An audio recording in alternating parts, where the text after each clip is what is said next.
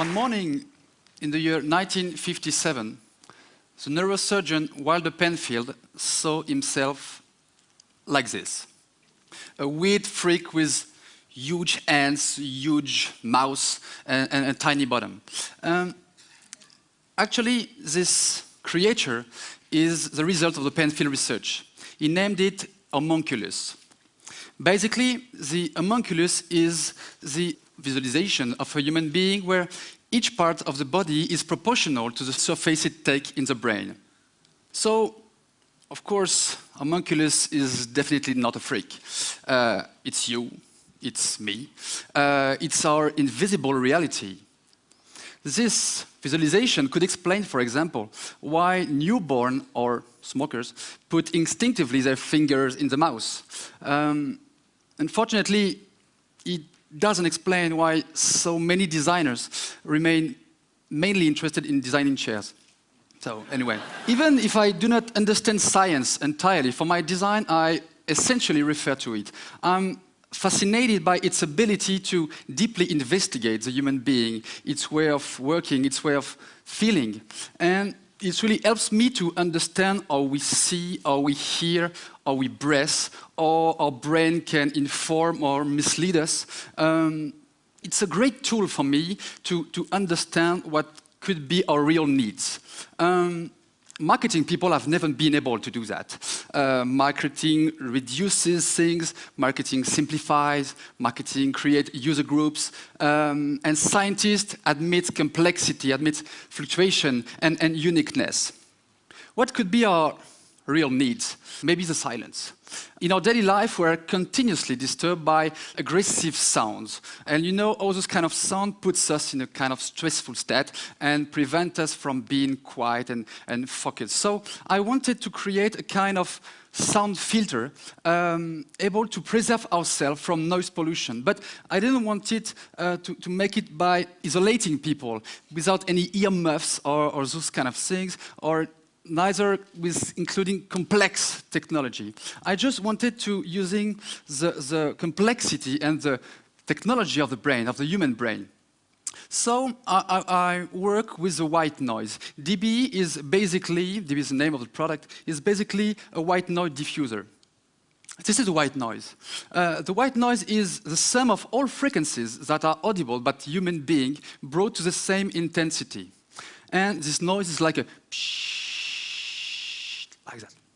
And this noise is the most neutral, it's a perfect sound for our ears and our brain. So when you hear this sound, you feel like a kind of shelter, preserved from noise pollution. And when you hear the white noise, your brain is immediately focused on it and will do not be disturbed anymore by the other aggressive sound. It seems to be magic, but it's just physiologic. Yeah? It's just in your brain and in mine, I hope. So, in order to make this white noise a little bit active and reactive, I create a ball, a rolling ball, able to analyze and find where does the aggressive sound come from, and roll at home or at work, and towards the aggressive noise, and emit the white noise in order to neutralize it. It works.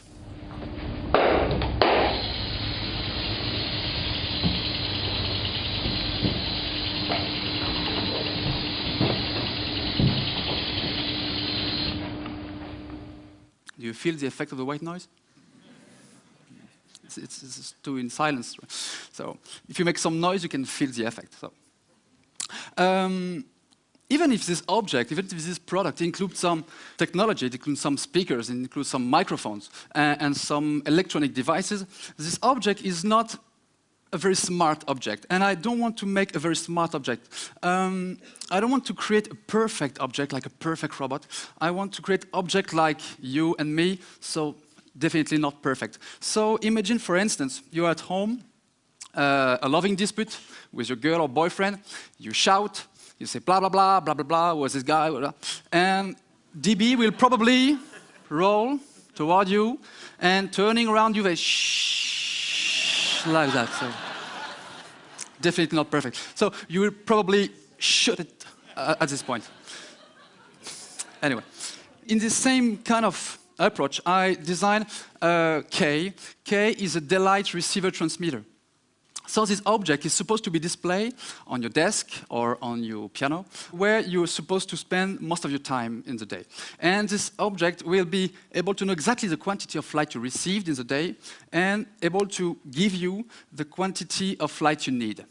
This object is completely covered by fiber opticals, and the idea of those fiber opticals is to inform the object, for sure, but create the idea of an eye sensibility of the object. I want by this design, feel when you see it, you see instinctively this object seems to be very sensitive, very reactive, and this object knows better than you and probably before you what you really need. You have to know that the lack of daylight can provoke some problem of energy or problem of libido, so huge problem. No?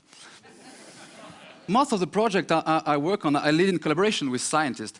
I'm just a designer, so I need them so there can be some biologists, psychiatrists, mathematicians, and so on.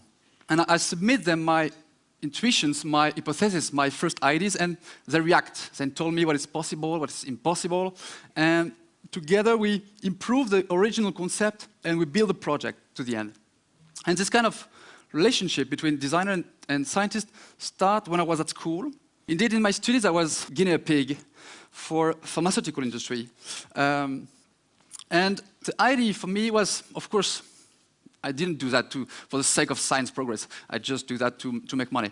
Anyway, this project, or this experience, made me start a new project on the design of medicine. You have to know that today, roughly 1 or 2 every drugs pill is not taken correctly. So even if the active constituents in pharmaceuticals made constant progress in terms of chemistry, target, of stability, the behavior of the patient go more and more unstable. So we took too many of them. We took irregular dosage. We do not following instructions, and so on. So I want to create new kind of medicine in order to create new kind of relationship between the patient and the treatment. So I turned traditional pills into this. I'm going to give you some example. This one is an antibiotic, and its purpose is to help patient to go to the end of the treatment. And the concept is to create a kind of onion, a kind of structure in layers. So you start with the darkest one, and you are helped to visualize the duration of the treatment, and you help to visualize the decrease of the infection. So the first day, this is a big one, and you have to peel and eat 1 layer a day, and your antibiotic goes smaller and clearer, and you're waiting for recovery as you would be waiting for the Christmas day, and you follow your treatment like that. To the end of the treatment, and here you can get the white core, and it means, right, you are in the recovery. Thank you. This one is a third lung, a pharmaceutical device for long-term asthma treatment. I designed it to help kids to following the treatment. So the idea of this one is to create a relationship between the patient and the treatment, but a relationship of dependency. But in this case, this is not the medication that is dependent on the patient. This is the kids will feel the therapeutic object need him. So the idea is all night long, the elastic skin of the third lung will slowly inflate itself, including air and molecule, for sure. And when the kids wake up, he can see the object need him, and he take it into his mouth and breathe the air it contains. So by this way, the kid to take care of himself is to take care of his living object. And he do not feel anymore, it relies on asthma treatment if the asthma treatment needs him.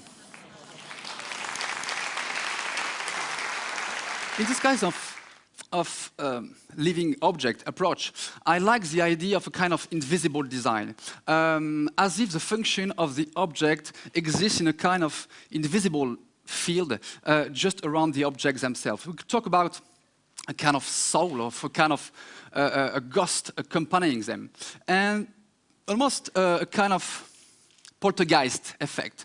So when a passive object like this one seems to be alive because it's starting to move.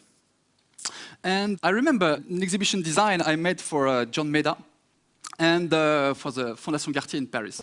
And John Meda was supposed to show several graphic animation in this exhibition. And my idea for the exhibition design was to create a real Pong game like this one. And the idea was to create some self-moving benches in the main exhibition room, so the living benches would be exactly like the ball. And John was so excited by this idea. So he told me, okay, let's go. I remember the day of the opening. I was a little bit late. When I bring the 10 living and self-moving benches in the exhibition room, John was just beside me and was like that. And he told me after a long silence, I wonder, Mathieu, if people won't be more fascinated by your benches than by my videos. It would be a great honor, a great compliment for me if he hadn't decided to take all them off 2 hours before the opening. So, it was a huge tragedy. I guess you won't be surprised if I tell you that Pinocchio is one of my great influence. Pinocchio is probably one of my best design product, my favorite one, because it's a kind of object with a conscience, able to be modified by its surrounding and able to modify it as well. The other great influence is mine's canary. In coal mines, this canary was supposed to be close to the miners and was singing all day long. And when it stopped, it means it just died. So this canary was a living alarm, and very efficient one, and a very natural technology in order to say to the miners, the air is too bad, you have to go out in emergency. So it's for me a great product. And I tried to design a kind of canary. Andrea is one. Andrea is a living air filter that absorbs toxic gases from air-contaminated indoor air. So it uses some plants to do this job, selected for their gas filtering ability. You have to know, or you probably already know, that indoor air pollution is more toxic than outdoor one. So what I'm talking to you, the seat you sit on are currently emitting some invisible and odorless toxic gas. Sorry for that. So you are currently breathing formaldehyde. This is the same for me with the carpet. Huh? And this is exactly the same at home, because all the products we get constantly give away the volatile components of which they're made of. So let's have a look at your home.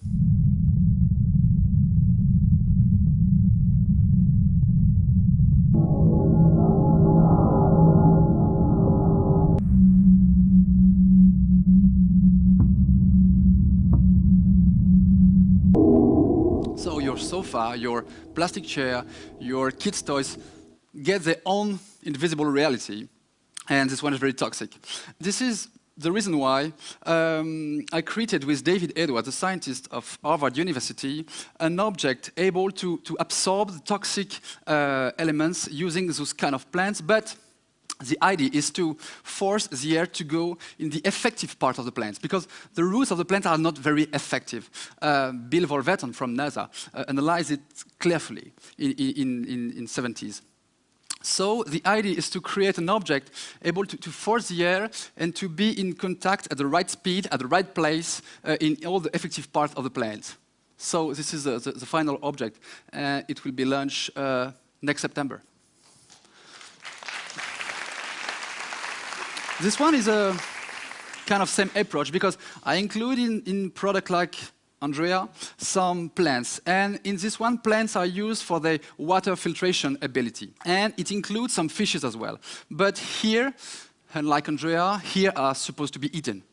Indeed, this object is a domestic farm for fishes and green. So the idea of this object is to be able to get at home very local food. The locavores used to get food taken in a radius of 100 miles. A local river is able to provide you food directly in your living room. So the principle of this object is to create an ecosystem called aquapony.